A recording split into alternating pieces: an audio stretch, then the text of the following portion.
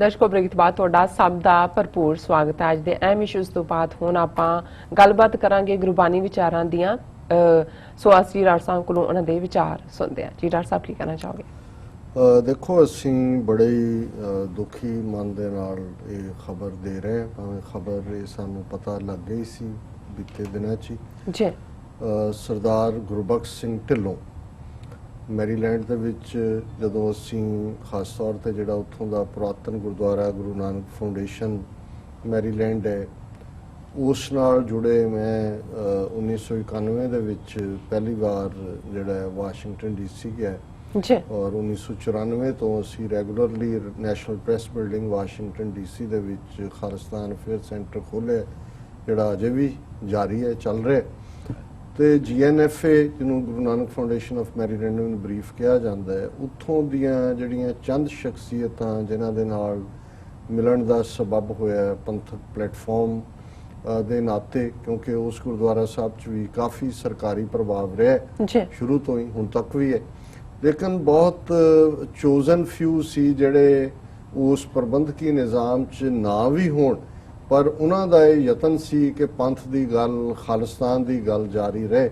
ਉਹਨਾਂ 'ਚੋਂ ਸਰਦਾਰ ਗੁਰਬਖਸ਼ ਸਿੰਘ ਢਿੱਲੋਂ ਜਿਹੜੇ ਕਿ ਉਸ ਵੇਲੇ ਦੇ ਖਾਲਿਸਤਾਨੀ ਆਗੂ ਗੰਗਾ ਸਿੰਘ ਢਿੱਲੋਂ ਦੇ ਛੋਟੇ ਭਰਾ ਨੇ ਉਹਨਾਂ ਦਾ ਇੱਕ ਬੜਾ ਅਹਿਮ ਰੋਲ ਹੁੰਦਾ ਸੀ। ਉਹ ਪਹਿਲੇ ਦਿਨ ਤੋਂ ਹੀ ਸਾਡੇ ਐਡਮਾਇਰਰ ਵੀ ਰਹੇ, ਸਪੋਰਟਰ ਵੀ ਸਨ। ਹਾਲਾਂਕਿ ਪਰਿਵਾਰਾਂ ਦੇ ਵਿੱਚ ਜਾਂ ਜਿਹੜੀ ਉੱਥੇ ਐਸਟੈਬਲਿਸ਼ਡ ਲੀਡਰ ਸਨ ਉਹ ਸਰ ਗੰਗਾ ਸਿੰਘ ਢਿੱਲੋਂ ਹੋਣ ਜਾਂ ਡਾਕਟਰ ਗੁਰਮੀਤ ਸਿੰਘ ਔਲਖ ਹੋਣ, ਜੇ ਉਹਨਾਂ ਦੀਆਂ ਕਦੇ ਨਾ ਪੱਖੀ ਟਿੱਪਣੀਆਂ ਵੀ ਰਹੀਆਂ ਤੇ ਮੈਂ ਹਮੇਸ਼ਾ ਇਹ ਗੱਲ ਮਾਣ ਨਾਲ ਕਹਿ ਸਕਦਾ ਕਿ ਸਰ ਗੁਰਬਖਸ਼ ਸਿੰਘ ਢਿੱਲੋਂ ਸਾਡੇ ਨਾਲ ਖਲੋਤੇ ਰਹੇ ਔਰ ਹਮੇਸ਼ਾ ਹੀ ਉਹਨਾਂ ਦਾ ਸਤਿਕਾਰ ਸੀ ਆਪਣੇ ਭਰਾ ਪ੍ਰਤੀ ਵੀ ਔਰ ਉਹਨਾਂ ਦਾ ਉਹ ਦਿਨ ਵੀ ਹੁਣ ਵੀ ਸੈਲੀਬ੍ਰੇਟ ਕਰਦੇ ਨੇ ਜਿਹੜੀ ਹੈ ਉਹਨਾਂ ਦੀ ਜ਼ਿੰਦਗੀ ਨੂੰ ਮੈਨੂੰ ਵੀ ਇਨਵਾਈਟ ਕਰਦੇ ਨੇ, ਮੈਂ ਜਾਂਦਾ ਵੀ ਰਿਹਾ। ਇਸੇ ਤਰ੍ਹਾਂ ਡਾਕਟਰ ਗੁਰਮੀਤ ਸਿੰਘ ਔਲਖ ਭਾਵੇਂ ਉਹਨਾਂ ਦਾ ਨਾ ਪੱਖੀ ਰਵੱਈਆ ਵੀ ਰਿਹਾ, ਉਹਨਾਂ ਦੇ ਵੱਡੇ ਭਾਈ ਨੇ ਡਾਕਟਰ ਹਰੀ ਸਿੰਘ ਔਲਖ ਜਿਨ੍ਹਾਂ ਦੀ 1900 ਜਿਹੜੀ ਹੈ ਆਲਮੋਸਟ 94-95 ਸਾਲ ਉਮਰ ਹੈ, ਉਹ ਹਮੇਸ਼ਾ ਹੀ ਜਿਹੜਾ ਹੈ ਉਹ ਅੱਜ ਵੀ ਹੁਣ ਵੀ ਜਦੋਂ ਅਸੀਂ ਲਾਸਟ ਵਿਜ਼ਿਟ ਵੇਲੇ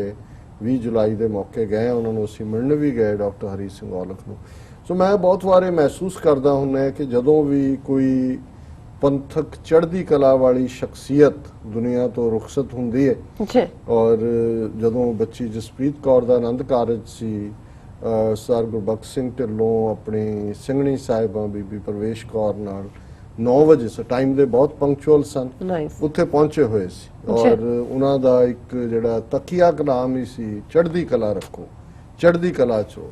ਔਰ ਉਹਨਾਂ ਨੇ ਗੁਰੂ ਨਾਨਕ ਫਾਊਂਡੇਸ਼ਨ ਭਾਵੇਂ ਮੈਨੇਜਮੈਂਟ ਪਾਰਟ ਦਾ ਹਿੱਸਾ ਨਹੀਂ ਵੀ ਸਨ, ਉਹਨਾਂ ਨੇ ਇੱਕ ਜ਼ਿੰਮੇਵਾਰੀ ਲਈ ਕਿ ਵੀ ਸਾਲ 'ਚ 2 ਵਾਰ ਅਸੀਂ ਇੱਥੇ ਸੈਮੀਨਾਰ ਕਰਵਾਈ ਹੈ ਸਿੱਖੀ ਮੁੱਦਿਆਂ ਤੇ ਔਰ ਉਹ ਇਸ ਗੱਲ ਨੂੰ ਯਕੀਨੀ ਬਣਾਉਂਦੇ ਸੀ। ਉਦੋਂ ਹੀ ਸੈਮੀਨਾਰ ਦੀ ਡੇਟ ਰੱਖਦੇ ਸੀ। ਉਹਨਾਂ ਨੇ ਮੈਨੂੰ ਪਹਿਲਾਂ 2 ਮਹੀਨੇ ਪਹਿਲਾਂ ਕਹਿਣਾ ਕਿ ਡਾਕਟਰ ਸਾਹਿਬ ਦੱਸੋ ਫਲਾਣੇ ਮਹੀਨੇ 'ਚ ਤੁਹਾਡੀ ਕਿਹੜੀ ਡੇਟ ਅਵੇਲੇਬਲ ਹੈ ਔਰ ਫਿਰ ਉਹਨਾਂ ਨੇ ਬੜਾ ਪੈਨਲ ਹੁੰਦਾ ਸੀ ਡਿਸਕਸ਼ਨ ਵਾਲਾ ਔਰ ਮੈਂ ਹਮੇਸ਼ਾ ਹੀ ਜਿਹੜਾ 2 ਚੀਜ਼ਾਂ ਮਿਸ ਕਰਦਾ ਜਦੋਂ ਤੋਂ ਮੈਂ ਨਿਊਯਾਰਕ 'ਚ ਹੈ TV 84 ਨਾਲ ਔਰ ਵਾਸ਼ਿੰਗਟਨ। ਇੱਕ ਜ਼ਾਹਰ ਹੈ ਉਹ ਸੈਮੀਨਾਰ ਜਿਹੜੇ ਕਿ ਇੱਥੋਂ ਜਾ ਕੇ ਵੀ ਮੈਂ 2-3 ਸਾਲ ਕਰਦਾ ਰਿਹਾ, ਫਿਰ ਉਹਨਾਂ ਦੀ ਵੀ ਥੋੜੀ ਜਿਹੀ ਜਿਹੜੀ ਹੈ ਉਹ ਲੋਕਲ 'ਚ ਸਿਆਸਤ ਕੁਛ ਇਸ ਕਿਸਮ ਦੀ ਸੀ ਉਹ ਵੀ ਮਿਸ ਕਰਦੇ ਸੀ। ਪਰ ਹੁਣ ਲਾਸਟ ਟਾਈਮ ਉਹਨਾਂ ਨੇ ਕਿਹਾ ਸੀ ਕਿ ਜੀ ਅਸੀਂ ਇੱਕ ਵੱਡਾ ਸੈਮੀਨਾਰ ਰੱਖਾਂਗੇ ਭਾਵੇਂ ਕੋਈ ਵੀ ਵੈਨਿਊ ਹੋਏ ਔਰ ਤੁਹਾਨੂੰ ਮੈਂ ਉਹਦੇ ਬਾਰੇ ਸੂਚਿਤ ਕਰਾਂਗਾ।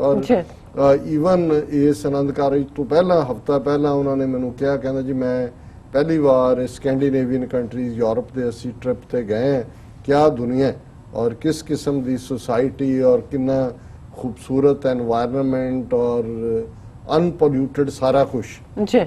और मैं समझदा है भी कई बार नर चाहत कछ और है की और है भाई चितवत रहो ठगौर नानक फांसी गल परी कदों मौत ने आना है किवें आना है कित्थे आना है। इनू बाबा कबीर भी याद फरमांदे ने कि कबीर क्यों जाना किव मरेंगे कैसा मरना होए जेकर साहिब मनो ना विसरे तां सहला मरना। हुण जे कबीर साहब वर्गी रब नाल जुड़ी हुई शख्सियत वो भी कहंदे ने भी मैनू नहीं पता कि भी मैं कदों मरांगा ते कित्थे मरांगा किवें मरांगा। कबीर क्यों जाना किव मरेंगे कैसा मरना क्यों जी मौत होएगी। पर उन्होंने कहा भी मेरी ये जरूर दुआ है रब अगे ਰੱਬ ਅੱਗੇ ਅਰਦਾਸ ਹੈ ਜੀ ਕਿ ਭਾਈ ਮੈਨੂੰ ਭੁੱਲੀ ਨਾ, ਬਿਲਕੁਲ ਵੀ ਜਦੋਂ ਵੀ ਭਾਵੇਂ ਅੰਤ ਤਾਂ ਆਣਾ ਅਲਟੀਮੇਟਲੀ ਜੋ ਉਪਜਿਓ ਸੋ ਸੋ ਬਿਨਸ ਬਿਨਸ ਹੈ ਪਰੋ ਆਜ ਕੇ ਕਾਲ, ਨਾਨਕ ਹਰ ਗੁਣ ਗਾਏ ਲੈ ਛਾੜ ਸਗਲ ਜੰਜਾਲ। ਕਿ ਅਲਟੀਮੇਟਲੀ ਮੌਤ ਇੱਕ ਰਿਐਲਿਟੀ ਹੈ, ਉਹਨੂੰ ਕਿਹਨੂੰ ਕਿੱਥੇ ਆਣੀ ਹੈ। ਔਰ ਇਹ ਗੱਲ ਮੈਂ ਜਦੋਂ ਇਤਿਹਾਸ ਦੇ ਹਵਾਲੇ ਨਾਲ ਦੇਖਦਾ, ਬਾਬਾ ਬੁੱਢਾ ਜੀ ਜਿਹੜੇ ਸਾਡੀ ਬਹੁਤ ਵੱਡੀ ਸ਼ਖਸੀਅਤ ਹੋਏ ਨੇ, 6 ਗੁਰੂ ਸਾਹਿਬਾਨ ਤੱਕ ਉਹਨਾਂ ਨੇ ਸੇਵਾ ਵੀ ਨਿਭਾਈ, ਜੀ ਗੁਰਗੱਦੀ ਦੇਣ ਦੀਆਂ ਰਸਮਾਂ ਵੀ ਨਿਭਾਈਆਂ। ਤੇ ਜਦੋਂ ਬਹੁਤ ਛੋਟੇ ਬੱਚੇ ਸੀ ਤੇ ਗੁਰੂ ਨਾਨਕ ਸਾਹਿਬ ਕੱਥੂ ਨੰਗਲ ਦੀ ਜੂਹ 'ਚ ਵਿਚਰ ਰਹੇ ਸੀ ਤੇ ਛੋਟਾ ਬੱਚਾ ਜਿਹੜਾ ਕਿ ਮਾਲ ਡੰਗਰ ਚਾਰ ਰਿਹਾ ਆ ਕੇ ਬੈਠ ਗਿਆ ਔਰ ਦੇਖਿਆ ਕਿ ਫਕੀਰ ਬੈਠੇ ਨੇ ਔਰ ਗੱਲਬਾਤ ਬੱਚੇ ਨੇ ਕੀਤੀ ਕਿ ਵੀ ਉਹਨੇ ਕਿਹਾ ਵੀ ਮੈਨੂੰ ਇਹ ਦੱਸੋ ਬਾਬਾ ਜੀ ਕਿ ਮੌਤ ਕੀ ਹੈ।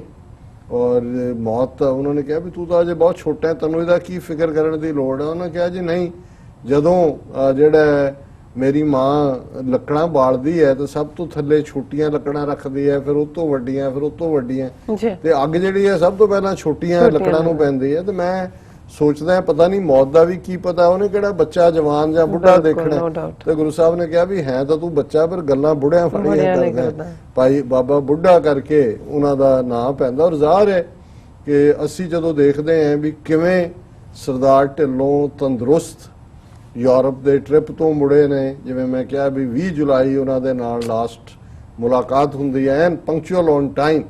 ਔਰ ਜਦੋਂ ਮੈਂ ਖਬਰ ਪ੍ਰੋਗਰਾਮ ਚੋਂ ਨਿਕਲਿਆ ਗਿਆ ਲਾਸਟ ਵੀਕ ਹੀ, ਤੇ ਮੈਂ ਉਹਨਾਂ ਦੇ ਘਰ ਕਾਲ ਕੀਤਾ ਭੈਣ ਜੀ ਨੂੰ, ਔਰ ਮੈਨੂੰ ਹੌਸਲਾ ਨਾ ਪਏ। ਮੈਂ ਪਹਿਲਾਂ ਮੈਂ ਉਹਨਾਂ ਨੂੰ ਇੱਥੋਂ ਹੀ ਸ਼ੁਰੂ ਕਰ, ਮੈਂ ਕਿਹਾ ਜੀ ਜੋ ਖਬਰ ਸੁਣੀ ਹੈ ਉਹ ਠੀਕ ਹੈ, ਮੇਰਾ ਇਹ ਹੌਸਲਾ ਨਾ ਪਏ ਕਿ ਵੀ ਢਿੱਲੋਂ ਸਾਹਿਬ ਇਸ ਦੁਨੀਆ 'ਚ ਨਹੀਂ। ਉਹਨਾਂ ਨੇ ਕਿਹਾ ਵੀਰ ਜੀ ਬਿਲਕੁਲ ਠੀਕ ਹੈ। 7 ਅਗਸਤ ਨੂੰ ਉਹਨਾਂ ਦੀ ਉਹਨੇ ਜਿਹੜਾ ਉਹ ਇਸ ਦੁਨੀਆ ਨੂੰ, ਫਾਨੀ ਦੁਨੀਆ ਨੂੰ ਅਲਵਿਦਾ ਕਿਹਾ। ਔਰ ਹਾਦਸਾ ਇਹ ਕਿ ਵੀ ਪੌੜੀਆਂ ਉਤਰਦੇ ਆਪਣੇ ਘਰ ਦੀਆਂ ਉਹ ਸਲਿੱਪ ਹੋਏ ਔਰ ਉਹਨਾਂ ਦਾ ਸਿਰ ਜਿਹੜਾ ਉਹ ਕਿਤੇ ਵੱਜਾ, ਹੈਡ ਇੰਜਰੀ ਹੋਈ ਔਰ ਹਸਪੀਟਲਾਈਜ਼ 2 ਦਿਨ ਰਹੇ ਔਰ ਇਸ ਤਰ੍ਹਾਂ ਉਹਨਾਂ ਦਾ ਜਿਹੜਾ ਉਹਨਾਂ ਦਾ ਡੈਥ ਹੋਈ। ਔਰ ਉਹਨਾਂ ਦੀ 7 ਅਗਸਤ ਨੂੰ ਉਹਨਾਂ ਨੇ ਇਸ ਫਾਨੀ ਸੰਸਾਰ ਨੂੰ ਛੱਡਿਆ।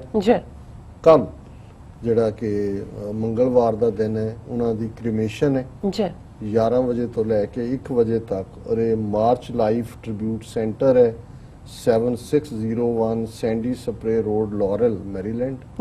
ਔਰ ਉਹਨਾਂ ਦੀ ਸੰਸਕਾਰ ਤੋਂ ਬਾਅਦ, ਕ੍ਰੀਮੇਸ਼ਨ ਤੋਂ ਬਾਅਦ 1 ਤੋਂ 2 ਵਜੇ ਤੱਕ ਉਹੀ ਗੁਰਦੁਆਰਾ ਸਾਹਿਬ ਜਿੱਥੇ ਉਹ ਕਈ ਦਹਾਕੇ ਰਹੇ, ਆਂਦੇ ਜਾਂਦੇ ਰਹੇ। ਹਾਕੀ ਦੇ ਬਹੁਤ ਅੱਛੇ ਖਿਡਾਰੀ ਸੀ, ਪੂਰੀ ਐਥਲੈਟਿਕ ਬਾਡੀ, ਐਥਲੈਟਿਕ ਬਿਲਟ। ਔਰ ਇਹ ਗੁਰੂ ਨਾਨਕ ਫਾਊਂਡੇਸ਼ਨ ਗੁਰਦੁਆਰਾ ਸਾਹਿਬ 12917 ਓਲਡ ਕੋਲੰਬੀਆ ਪਾਈਕ ਦੇ ਉੱਤੇ ਹੈ, ਸਿਲਵਰ ਸਪ੍ਰਿੰਗ, ਮੈਰੀਲੈਂਡ। ਉੱਥੇ ਫਿਰ ਉਹਨਾਂ ਦੀ ਅੰਤਮ ਅਰਦਾਸ 1 ਤੋਂ 2 ਵਜੇ ਤੱਕ ਹੋਏਗੀ। ਅਸੀਂ ਟੀਵੀ 84 ਦੀ ਟੀਮ ਵੱਲੋਂ ਵੀ ਇਸ ਸ਼ੋਕ ਸਮਾਗਮ ਦੇ ਵਿੱਚ ਪਾਰਟਿਸਿਪੇਟ ਕਰਾਂਗੇ। ਉਹ ਸਾਡੇ ਬਹੁਤ ਵੈਲ ਵਿਸ਼ਰ ਸੀ, ਇਕੱਲੇ ਇੰਡੀਵਿਜੂਅਲੀ ਨਹੀਂ, ਟੀਵੀ 84 ਦੇ ਵੀ। ਔਰ ਜਦੋਂ ਉਹਨਾਂ ਨੇ ਟੀਵੀ 84 ਦੀਆਂ ਈਵਨ ਬਾਈ ਮੇਲ ਵੀ ਵੀਡੀਓਜ਼ ਔਰ ਡਾਇਰੈਕਟ ਵੀ, ਤੇ ਉਹਨਾਂ ਨੇ, ਮੈਂ ਉਹ ਲਫ਼ਜ਼ ਕਹਿ ਨਹੀਂ ਸਕਦਾ ਕਿਉਂਕਿ ਇਹ ਜਿਹੜੀ ਆਪਣੀ ਵਡਿਆਈ ਵਿੱਚ ਚੰਗੀ ਨਹੀਂ ਹੋਈ, ਵਡਿਆਈ ਉਹਨਾਂ ਦੀ ਸੀ ਕਿ ਉਹਨਾਂ ਨੂੰ ਐਪਰੀਸ਼ੀਏਟ ਕਰਨ ਦਾ ਵੱਲ ਵੀ ਗੁਰੂ ਨੇ ਦਿੱਤਾ ਹੋਇਆ ਸੀ। ਠੀਕ ਔਰ ਗਲਤ ਦੇ ਵਿੱਚ ਉਹ ਫਰਕ ਵੀ ਦੇਖ ਸਕਦੇ ਸੀ। ਔਰ ਪੰਥਕ ਚੜ੍ਹਦੀ ਕਲਾ ਜਿਹੜੀ ਹੈ ਉਸ ਵੱਲ, ਔਰ ਪਿਛਲੀਆਂ ਕੁਝ ਗੁਫ਼ਤਗੂਆਂ 'ਚ ਉਹਨਾਂ ਨੇ ਕਿਹਾ ਕਿ ਭਾਈ ਹੁਣ ਇਹ ਮੋਦੀ ਔਰ ਉਹਨਾਂ ਦੇ ਜ਼ੁਲਮ ਇਹ ਦੱਸ ਰਹੇ ਨੇ ਵੀ ਸਾਡੀ ਮੰਜ਼ਿਲ ਬਹੁਤ ਕਰੀਬ ਹੈ। ਤੇ ਮੈਂ ਕਿਹਾ ਢਿੱਲੋਂ ਸਾਹਿਬ ਤੁਹਾਡੇ ਮੂੰਹ 'ਚ ਘਿਓ ਸ਼ੱਕਰ। ਔਰ ਸੱਚਮੁੱਚ ਮੈਂ ਕਿਹਾ ਇਵੇਂ ਹੀ ਮਹਿਸੂਸ ਹੋ ਰਿਹਾ ਕਿ ਖਾਲਿਸਤਾਨ ਦਸਤਕ ਦੇ ਰਿਹਾ। ਸੋ ਅਸੀਂ ਗੁਰੂ ਚਰਨਾਂ 'ਚ ਅਰਦਾਸ ਕਰਦੇ ਹਾਂ ਕਿ ਸਤਿਗੁਰੂ ਉਹਨਾਂ ਦੀ ਰੂਹ ਨੂੰ ਆਪਣੇ ਚਰਨਾਂ 'ਚ ਨਿਵਾਸ ਦੇਣ, ਪਰਿਵਾਰ ਨੂੰ ਭਾਣਾ ਮੰਨਣ ਦਾ ਬਲ ਬਖਸ਼ਣ। ਔਰ ਜਿਹੜੀ ਸਾਡੀ ਬਾਣੀ ਰਾਹੀਂ ਅਸੀਸ ਹੈ, ਸੰਬਤ ਸਾਹਾ ਲਿਖਿਆ ਮਿਲ ਕਰ ਪਾਵੋ ਤੇਲ, ਦੇਹੋ ਸਜਨ ਅਸੀਸੜੀਆਂ ਜਿਉ ਹੋਵੇ ਸਾਹਿਬ ਸੋ ਮੇਲ। ਰੱਬ ਉਹਨਾਂ ਨੂੰ ਆਪਣੀ ਹਿਫਾਜ਼ਤ ਦੇ ਵਿੱਚ ਰੱਖੇ। ਜੀ ਡਾਕਟਰ ਸਾਹਿਬ, ਤੁਹਾਡਾ ਬਹੁਤ ਬਹੁਤ ਸ਼ੁਕਰੀਆ। ਇੱਥੇ ਲੈਣੇ ਆਪਣੇ ਵਿੱਚ ਕੋਲੋਂ ਇਜਾਜ਼ਤ। ਵਿਊਅਰਸ, ਸਾਡੇ ਪ੍ਰੋਗਰਾਮ ਦਾ ਸਮਾਂ ਇੱਥੇ ਸਮਾਪਤ ਹੁੰਦਾ। ਤੁਸੀਂ ਆਪਣੀ ਰਾਏ ਤੇ ਸੁਝਾਅ ਸਾਨੂੰ ਭੇਜਣਾ ਭੁੱਲਣਾ ਸਾਡੇ ਇਸ ਪਤੇ ਤੇ SOS@tv84.tv ਤੇ ਅਸੀਂ ਆਪਣਾ ਪ੍ਰੋਗਰਾਮ ਲੈ ਕੇ ਫਿਰ ਦੁਬਾਰਾ ਤੁਹਾਡੇ ਸਨਮੁਖ ਹੋਵਾਂਗੇ। ਤਦ ਤੱਕ ਲਈ ਮੈਨੂੰ ਤੇ ਆਪਣਾ ਸਾਨੂੰ ਆਗਿਆ ਦਿਓ। ਦੇਖਦੇ ਰਹੋ TV 84। ਬੁਲਾ ਦਿਓ ਫਤਿਹ। ਵਾਹਿਗੁਰੂ ਜੀ ਕਾ ਖਾਲਸਾ, ਵਾਹਿਗੁਰੂ ਜੀ ਕੀ ਫਤਿਹ।